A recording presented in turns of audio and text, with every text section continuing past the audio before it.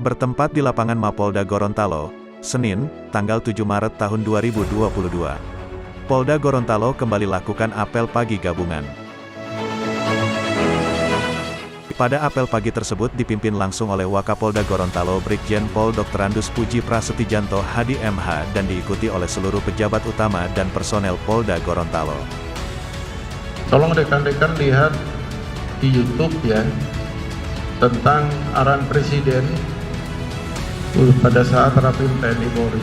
Di situ beliau menyampaikan bahwa adanya dilaksanakan disiplin nasional.